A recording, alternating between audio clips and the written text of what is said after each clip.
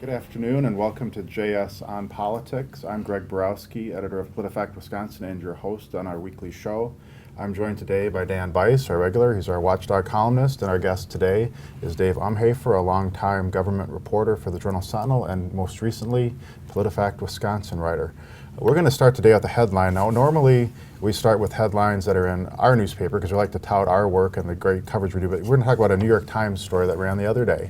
And the headline was, it's an important political story. Scott Walker, allergic to dogs, may run against political history. So this, as you guys know, was a real detailed look at dogs, Scott Walker's allergy, and so forth. Now, I'm interested, my question isn't so much as the dogs, but what is this story, the fact that it's being written and on 1A of the New York Times, say about Scott Walker and where he has found himself in the presidential discussion? Well, it probably says something about the state of journalism too, but we'll talk about that. That's the next show. But I think what it shows is that he's as polarizing nationally as he is locally.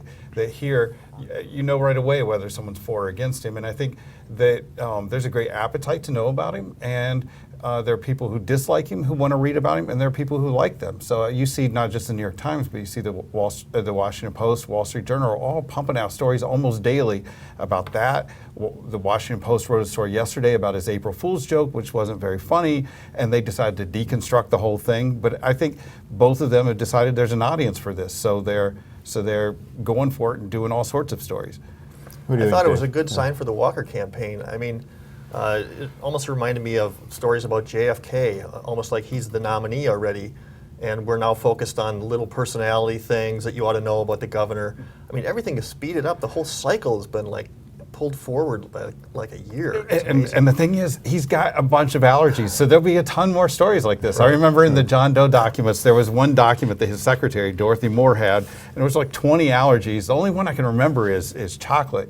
And I remember that because he talks about his mother making chocolate chip cookies all the time. So I asked him about it, and he said, yeah, he shouldn't be. I think you've just proven the governor's point that he's the most scrutinized governor in the country. I think the best thing to the governor's credit is there was nothing in the article about a dog being strapped on top of the roof of a car during a vacation trip, which was where they made the discussion that when Mitt But Romney there was a lot running. of talk about presidential dogs. It surprised me how many of these actually remembered, from Checkers with President Nixon to Bo now, Bubba, and a bunch of the others. Was it Buddy or Bubba? Buddy, you're Okay. right, you're right, you're right. All right, well, let's shift to a little more, I guess, meaty topic. Dave, you had a story for PolitiFact that ran this morning that, looked through Scott Walker's ever-evolving position on immigration, right. And, should people go to the back of the line? Should they be in? Is there amnesty and so forth? Can you walk us through first, where did that story originate from? There was this closed-door meeting, right? And they got it, right. And talk about what you found. Well, we had readers after the story ran this morning who sent me video of Rodney Dangerfield doing his famous triple Lindy dive, which is like a triple flip-flop. I don't think that's quite fair in this case. There was a closed-door meeting in New Hampshire, and the governor made statements that were interpreted by people at the meeting and then reported to the Wall Street Journal. But the governor's position on this issue, it's hard enough to divine what he's saying when you hear it from him directly. And this is the one Right. issue where he acknowledges he's flip-flopped, right? Right, exactly. Right.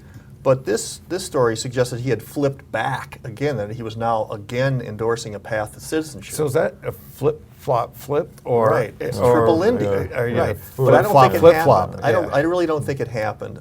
You don't believe the Wall Street Journal story? I mean, I sympathize because you're talking to people who are at the meeting and they're trying to remember what the governor said, and the governor's been pretty general on this topic. So you come out of there and 5 different people might have 5 different takes on it. But what we learned, and the governor's campaign more or less confirmed this, that he's not any longer for a path to citizenship unless you're talking about you leave the country, you go back to your country of origin, you stand in line for 10 or 15 years and you come back. That's not really a path to citizenship. No one's going to do that. Right, no one's going to do that. And that's Romney's position that he had actually made fun of in the self-deportation. Past, right? Yeah, right, self-deportation. But it appears the governor is leaving the door open to a path to legal status. He does not want to deport these 11 million or so people.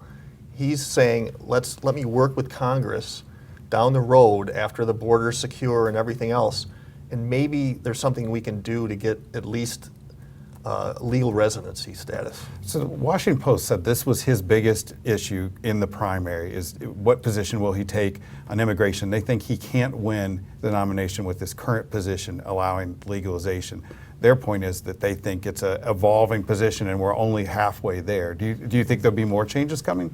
I mean, Mitt Romney made it through. I think that's overemphasizing the issue. I think he's going to have a clearer position for the debates. It's just so hard to explain his position right now, unless they all agree to be really hard for you or hard for him? Hard for everybody. Well, we had through PolitiFact, first we rated his initial change when he was not real clear. We had a half flip, Right. and then he was clear and acknowledged it as a full flop. And Right. we had readers even today on our emails, question stream suggesting it's something more. We had thought maybe it's Right. a full flop flip. We haven't created a new PolitiFact stand. No. But tell me, I mean, this is an issue though where, as governor of Wisconsin, he didn't have to really take Right. much of a stand on immigration. Right. But now he has to. So how is he handling that? This shift to the national initially, stage. Initially he denied that there was any change and tried to blame the reporter who asked the question Right. from which Wausau. newspaper? Wausau. Wausau, yeah. Tried to blame the reporter in an interview with Fox News, but then the video came out and you could see what was said. And so he then in Washington said, yes, I have changed my position. What I'm interested in is, I mean, this isn't the only issue. There's ethanol where he's made some changes, Common Core, any number of areas. What do you think his thinking process is on this? That when he's going through this, you have any thoughts? I've got a take on that. Yeah, I mean, I think you have to look back at what audience he's addressing. You know, when you're Milwaukee County executive, you're a Republican in a Democratic area. You make strong comments in favor of a comprehensive immigration And reform. what did he sign? He signed a resolution that the county board put through saying a path to legal status, not citizenship. But then you're running for a statewide office in a fairly tough race with Mary Burke, and you want to reach out to some independents and moderates, and you put, again, emphasizing the path to citizenship. But now that he's running in a very conservative primary situation, you emphasize border security. And I think, Dan, the same thing happened on issues like abortion and right to work. During the governor's race, he was kind of tacking to the center a little bit. Right. Well, then you turn around a month later and you're in a presidential race, and these look like flip-flops. So do you think he thinks of them as flip-flops himself? I think, some of them were just tone. He hasn't changed his position on right to work or abortion. He has not. He just... Well, actually, his position on right to work had to do with the logistics Right, and the timing whether of it the should time. be Right. done or not. He never said that he was opposed to it, Right. but he did change his position in terms of saying, Correct. I think that it should go through whatever. But at the same time, what I think about is the fact that Walker is probably one of the. He's a politician with a great memory. We get notes all the time from people on the left saying how stupid he is, but I don't think I've had a politician I've covered before who has a better memory. And I'll give you two examples of that. One, in 2010, he's elected, and the Talgo and the train is a big deal at that point.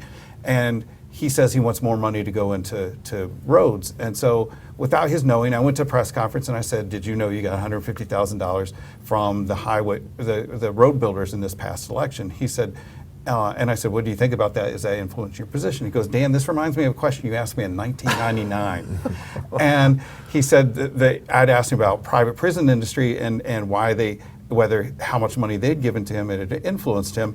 And he said his answer then was the same as it was in 2010, and that is he was surprised they hadn't given more. And so I went and looked up the stuff, and it turned out it was 1998. But he just pulled this out of his hat. Bam, Yeah. there it is. And we were not expecting it. Another time he made reference to his vote in 1995 to oppose the governor's gas tax. And he just whipped that out there. We had no expectation that that he didn't know I was going to ask the question, but bam, there So it was. you're saying he can't blame his change of position on I can't recall or I don't remember. Yeah, I think anytime he says I can't recall, I'm like, no. Well, this is a good question from one of our readers that came in. It's directed for Dan, but both can answer. It's from JPT. And it says, Dan, since Walker has suddenly become the avoider of answering questions, what is your strategy now for getting a straight answer or any answer from him? We actually saw this the other day at his press conference at Miller Park, where we asked him a number of issues and he didn't answer. And at one point I said, Wait Yep. a minute, he didn't answer at all, or No, he was answering. He yeah. talked. It's one of those Okay. things with him where he talks a whole lot, but you have no idea what he just said. And this was actually on the Indiana law, which we'll talk about in just a bit. But I listened to him. I had no idea what he said. Then I asked a follow-up, and then I asked a third question saying, if I write this, I don't want you coming back and saying that that's wrong. But he still wouldn't answer the question. And then 2 days later, he answers it on talk radio. I think you just have to go to every event you can, put the mic in front of him and ask him as many times as possible. But this is not terribly new in July where he wouldn't take a stance on same-sex marriage. Everyone knew his position, but he decided not to answer, and eventually that ends up going on Colbert and a number of other places. I wonder Sometimes though, not yeah. answering is your answer. That's part of the strategy, right? Doesn't want to take a shade position it or right this now. or change But I the think if subject you're or the- in a debate with a bunch of other people lined up, you have to take a Well, it's position. harder to do there. Right. It's easier to do with a reporter who may or may not report it that way. But if you're on TV in a debate, it is. You come off different. I wonder if that reader is referring, though, to there was a recent period of several days on the presidential trail where he wasn't taking any questions about any questions at all. Right. During the He quit immigration answering thing. questions, and then that became a story in South Carolina that he wasn't answering any questions. I don't think that's something he should be. I mean, he decided for a while not to answer questions here in Wisconsin, but he's opened back up and started taking questions. Dan, how would you compare him, though, to other politicians in terms of, generally speaking, how accessible he is and how willing he is to sit at a press conference and answer repeated questions? He's very good at that, as opposed to Jim Doyle, who was always terribly uncomfortable at press events and didn't like answering questions. Frequently at press events would bring a written statement and read it to everybody. The only thing is Tommy Thompson was probably a little better when he wasn't. There were a couple times where he was sulking and wouldn't talk to the press at all, but you could run into him in the hallway and he would give you a news story. So, but Walker will sit and take questions for a long time. He'll take questions that he doesn't like taking, but it's something I respect him for. Well, one of those topics this week that maybe was a little uncomfortable to answer, at least you have to think about how it's going to play, was the questions regarding the Indiana the Religious Freedom Restoration Act and all the controversy that came up with the Final Four down there. There's this extra attention. Are people boycotting the state? Is this a discriminatory matter? How do you guys think he handled that question? He didn't really at first, and that was what I was saying. People asked him directly about that, and again, and he didn't answer. And finally, his office came out with a statement supporting the law as it is in Indiana before the fix. But again, this is a situation where outside groups are going to create pressure and force you to take a stance. The Faith and Freedom Coalition came out today criticizing any Republican who didn't support the original Indiana law, saying that the Republican candidates needed to get a backbone. And I think he is going to be forced, as the other ones are, to try to change position, because he's got a speaking event with the Faith and Freedom found a coalition in April, and then again in June. So That's a great point. I was going to say, because when the Final Four leaves town, is this just going to disappear as an issue? But if he's making a speech like that before that group, many maybe of it'll come them, up again. almost all of them are going to, I think 9 of them are lined up to speak at the April event and even more at the June event. Okay. So, I mean, it's the sort of issue that a group like that, made up of white evangelical voters, they don't care about, and it's something that they'll probably have to talk about. All right, now another emerging issue this week, or I guess not emerging, but continuing, it's emerging as sort of we're getting to apparently the critical spot, is the debate about the arena for the Milwaukee Bucks here in Milwaukee. The governor has abandoned his plan, which he had touted back in the State of the State period, and there's a new plan emerging. Is this where we finally get everybody in a room and get it done, or is there still a little more maneuvering and posturing to go? It is, and I mentioned this last week, that with the fact that he's on the road so much, it's almost like we have 2 governors, Governor Voss and Governor Fitzgerald, and today was Governor Fitzgerald who's stepping forward and coming forward with a proposal, and it's the governor who's reacting. And much of his time this week has been trying to say whether he's abandoned his plan or not. Originally he wouldn't say, and then on yesterday he said yes, he has abandoned his plan. I think the other thing about this is it puts the focus on this obscure agency, the Board of Commissioners of Public Lands, which is 3 people: State Treasurer, the Attorney General, and Doug LaFotte, the Secretary of State. So for the first time in a long, long time, Doug's back. Doug is going to Good thing become we didn't relevant. abolish that office, right? Because here he is. Well, he could become relevant because with the treasurer, I could see him very, very much opposing this. Brad Shem will probably line up with the leadership in the Republican Party, so the focus then shifts to Doug LaFotte, who feels like he's been disrespected by members of the legislature. Yeah. You know, no politician wants to see a professional sports team leave on their watch. I think that's in part why the governor put his plan in the budget. I don't know that he ever expected the plan to be the end-all and be-all. I think he can say he tried to save the bucks. To me, the interesting thing is now this really shifts into Mayor Barrett's domain. Because there's less money in this. The original plan had Right. $220 million set aside. Right. This has $150 million. So how do you make up that extra $70 million? And as we were talking in the newsroom, you know, it's up to the mayor now. It's sort of in his court. And the county exec. And the county exec, the governor made some comments kind of putting pressure on the city, it seemed like. I don't know if he mentioned the county or not, but so what do you do if you're Tom Barrett? He's kind of come out against using property taxes for an arena, and it's going to be very interesting down the stretch. Well, doesn't it, for the city and county though, particularly the city, it always revolves around what's the location. Right. Because the city, even for the Bradley Center, provided Right. infrastructure, and Yep. it's hard to say what the infrastructure cost is if you don't know where it's going to go. But it looks true. like they So need that's cash too. Giving them land and so forth is great. Right. Setting up a TIF district's great, but they still need money to pay for the construction of the arena. Do you guys think, do the owners put in any more money? They've said they won't. Herb Cole, does he got a little more set aside somewhere? Is there any other source that I don't besides think. the- I don't think there's anything in do you have any concrete. money? Are you ready to I pony think- Some money on the table here, Dan. You go to some games, I don't right? think there's anything in concrete in this at all, period. I think these things could shift and change, even though Mayor Barrett said that he would be opposed to using property taxes. Who knows if that'll get back on the table. The owners themselves, they've certainly got much more money than I do to put into the project. So, I mean, this is down to a couple weeks, right? I mean, the state has but to that's act. when anything is solved. I mean, Right. when was Miller Park solved? At 5 a.m. and, Right. and when people are there are like three of Right. us sitting around watching the vote. So that's not surprising at So all. who blinks first? I mean, how bad do these guys want to have a team here? You know, are they willing to pony up another mere $150 million? We have no idea, but that's the fun. We get to right. sit back and watch. Right, We right. have no Yeah, responsibility. one thing interesting to me that we haven't really heard much discussion about, what are the naming rights? Because that's usually a big chunk of money that's used to help close these gaps, and we haven't heard. We've already got Miller Park. We're probably not going to also have Miller Stadium, but maybe there's some other Journal Media Group? opportunity. I don't know. I can't commit us to that on the air here today. We have a question. I mean, this is also on Walker. This is from Boo Radley, who is apparently Boo. a Famous character, Right, yeah. To Kill a Mockingbird fan. Would somebody please describe one big and bold idea put forth by Scott Walker? And if he hasn't outlined one, why don't you press him on the issue? Now, we Ever- probably all ever? think As of a one. presidential Is it ever? campaign? I guess it's an open-ended Well, question. Certainly, I mean, ever obviously, doesn't fit. let's because of assume Act- he means as Act 10, presidential But as campaign. for president, what does he I put out got there? one. Okay. Possibly boots on the ground in Syria. That's a pretty big deal.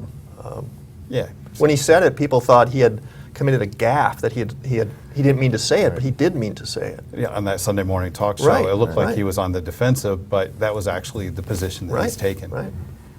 So now we have one. You got a second one? Yeah, one. No, I don't. It's Yeah. early. You know, it's early. It is true. I mean, we're 8 months away from the Iowa. So, and certain people, I mean, Paul Ryan has said he expects that one or two more candidates to get in, and I assume Mike Pence is one of the ones he's talking about. So, yeah, it's still extremely early to be talking about big and bold ideas. But, But, you know, actually, those are his terms. He refers to it. I- His agenda is big and bold ideas.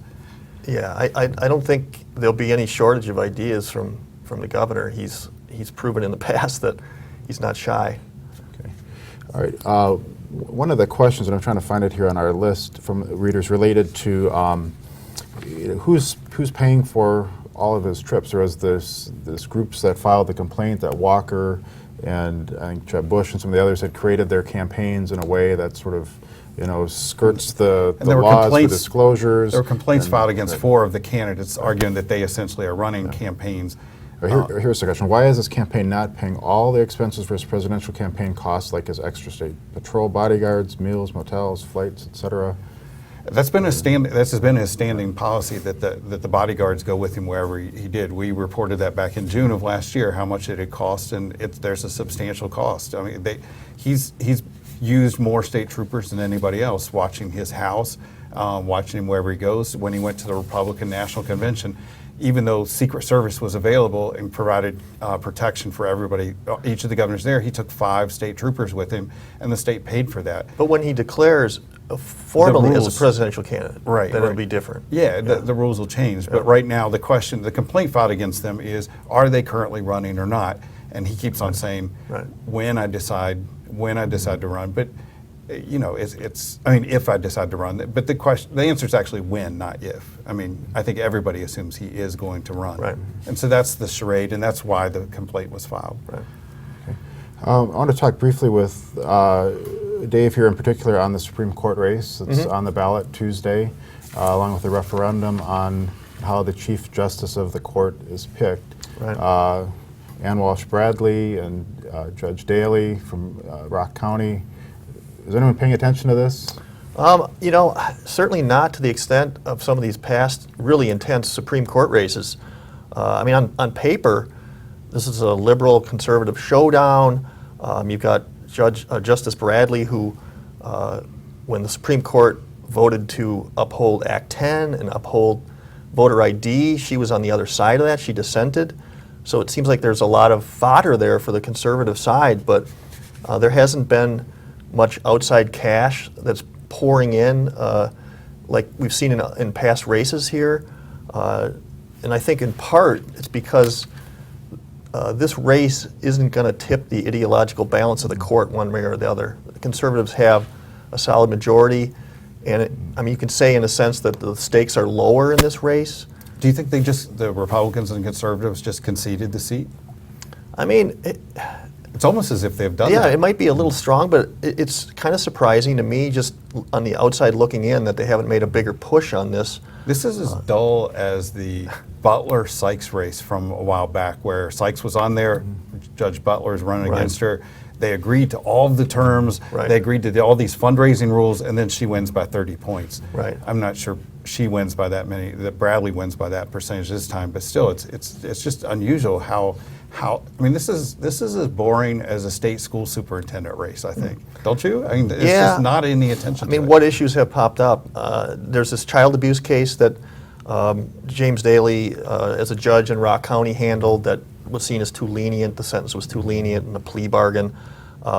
Conservative commentators, talk radio, have definitely not taken a liking to him as a candidate, and that's got to be hurting him. I think what happened, though, was that they did that. Mark Bell in particular went after him when they thought that Judge Bradley from Milwaukee County would run.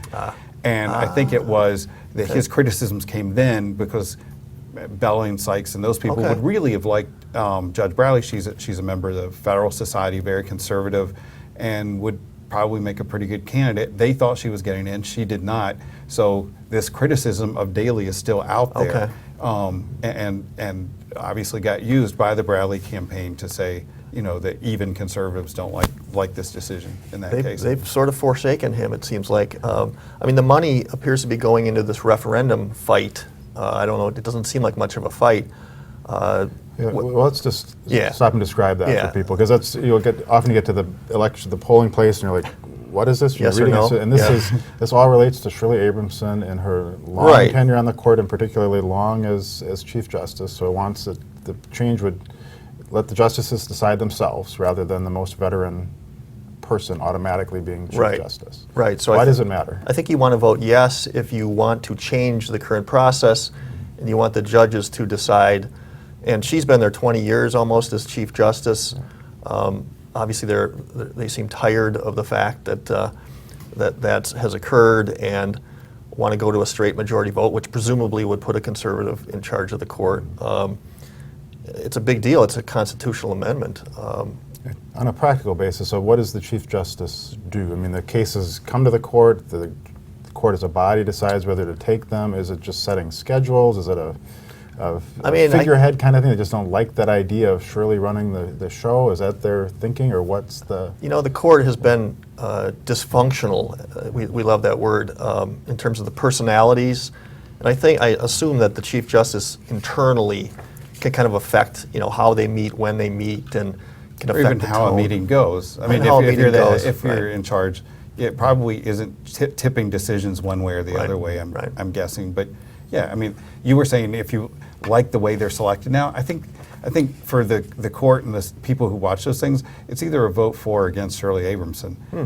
And you're deciding, do you want her to continue in that position or not? So I want to plug Tom Kircher on the PolitiFact staff has a piece coming out tomorrow, I think. It'll be out tomorrow. Tomorrow, On that very question. yeah, looking at whether the referendum essentially takes the choice away from the people of who the Chief Justice is. So did we get any hints? Yes or no? We we're still haven't waiting. rated it yet. It hasn't gone to its panel. We have a That's right. process, and we haven't rated it. So but what it's- is the but process? It's a a lot of murkier people don't know thing. the process. I see For PolitiFact? Yeah, for PolitiFact. I see Dave's name on the immigration piece today.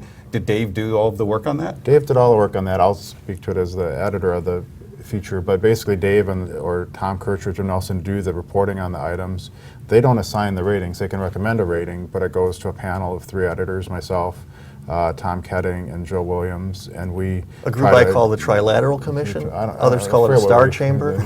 Yeah. Our thoughtful panel. So you looks said at- Tom at- Ketting. Who's Tom Ketting? He's our deputy managing editor for local news, and Joel's an assistant managing editor for features. So on that, do you mind unpacking? So what did you recommend?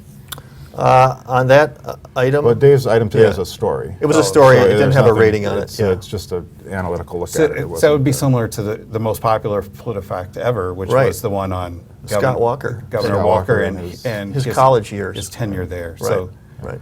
and again, that story you laid out why he left and what his GPA was, right? Didn't you? I think we had a reader question on this as to why there he was left part college. of a question. Yeah, I know Right. we've talked about it before, but it's The sort question, of getting and I should address this. The question was, You did are he the leave expert on college? his Marquette Was he years. asked to leave college by Marquette? And we should say that there's not a shred of evidence that that occurred.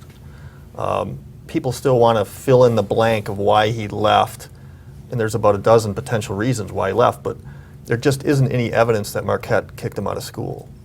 He refers to leaving during his senior year. He was 32 credits short. Right? 34, 34 something in credit. there. Is that a senior year or not? Yeah, sure, it is. I mean, he It was was starting kind his of senior year. between junior to Right, senior, yeah. yeah. Well, it's quick. We have just 2 minutes. We're going to quick get through 2 questions. First is from Bo. Now, this is spelled not like Bo, Not the Barack dog. Obama's dog, or Bo Ryan. This is Bo, like maybe Bo Biden. It says, hey guys, great show. In Wisconsin, Republicans have controlled all 3 branches, Senate, Assembly, Governor, for many, many years. Will the Democrats finally be able to break through in 2016 and win the Senate? If not, when will they get at least a foothold back? 2016 is the year? No? Yes? What do you And think? the Senate is the place where they could get a seat, but it's proven very tough because of redistricting and the fact that they don't have many candidates out there. Usually the people running for the Senate are people in the Assembly, and there just aren't that many Democrats in the Assembly. So, but if it happens, that is the place to watch for the Democrats to get control. This brings us to who is going to be the new leader of the Democratic Party in Wisconsin. Right, which we've talked about before. Probably the favorite is Jason Ray, relatively young, 27, 28-year-old guy. And Joe Winnicke, who's been around the block several So times. nobody over 30 can run the state Democratic Party? Apparently. All right, and finally, last week we did our predictions on the Badgers game against North I was Carolina. wrong. Dan was kind of wishy-washy. Oh, Final yeah. 4, Kentucky, Wisconsin. Who's it going to be? Well, this is an easy one. I'll even give you the point spread because the Badgers won their last 3 games by 7, so it'll be Badgers by 7. Badgers by 7. So I just take over/under. I'll say under. Okay. You say under? Under 7. Cheater. Yeah, I'll probably go with Dan under, but I do think the Badgers will win. And this from a Marquette grad. Well, as I said last week, it's kind of that year. The way things are going this year with Marquette basketball, gonna say, Wisconsin you basketball, want- it's you bound don't- to happen, isn't You it? I don't mean, want to it's call like- attention to what's yeah. going on over at Yeah. Marquette's basketball. Things are looking up. McDonald's All-American, good recruiting, so on and so on. All right, It's all that's about where the we future. have to leave it today. We'll stay and answer some questions online, and we hope you'll be back with us next week. Thank you. All right.